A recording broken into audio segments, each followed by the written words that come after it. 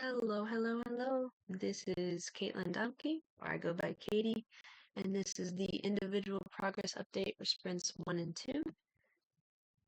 First, we're going to go through the slides. So up first is the breakdown of labor. These first two sprints were based on figuring out the idea, fleshing it out somewhat, and planning out who would do what. And for me, I was in charge of the theme and styling system, which we more so put it as a one or approximately one or two story points, as I didn't estimate it taking very long after the research portion of it, at least, because some of it was more researching the styling or researching something else that I spent more time on. But in terms of the styling code, I at first did JavaScript and then I uploaded those to the GitHub, and then we realized that we were probably going to have a global CSS file.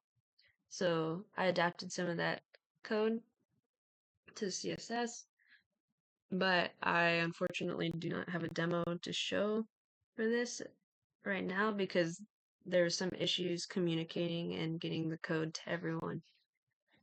But I did update the Figma just to show our progress and what we want it to look like. I'll show that very shortly.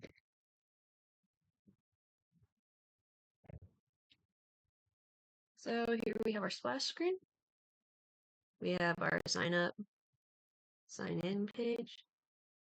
Okay, now in comparison to before, we now have pictures and actual data that would be realistic to what we want the app to look like. So now there's calorie counts, there's the estimated time it would take to make these meals, and pictures, and as well with the pantry only, which is the filtered search based on what you have in your pantry. If, for example, we clicked on fettuccine alfredo, this takes us to a page where we see our image, the name of the meal, the now realistic ingredients, the servings, and the instructions. We go to the pantry. We have our place that you could add or subtract items from your pantry based on what is in your pantry and how it's changing as you make these different meals. Eventually, we might add features of such as adding a expiration date to it and then having a warning being posted for the user.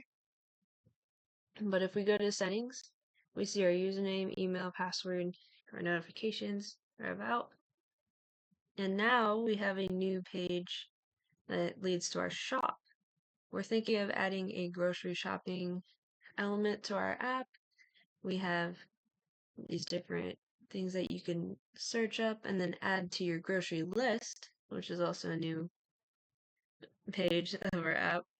This is very similar to the pantry, but now you can add these grocery items and then possibly have it saved in like a PDF or something for a user to have it more conveniently at their reach.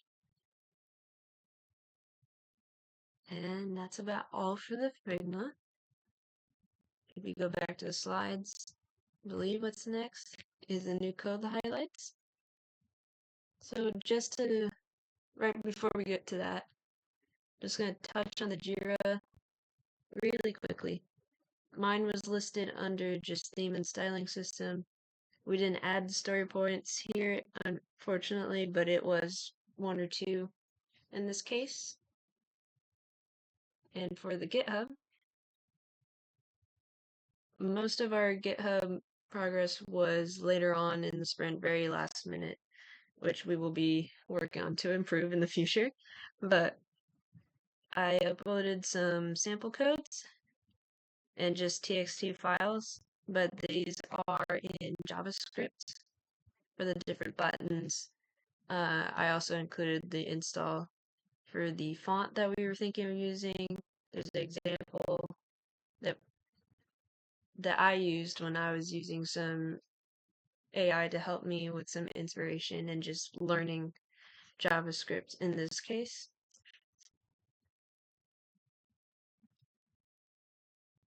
Most of it's just adding it as I was working in Notepad++. This. And then I also added a CSS file afterwards, which is just converting the code to here.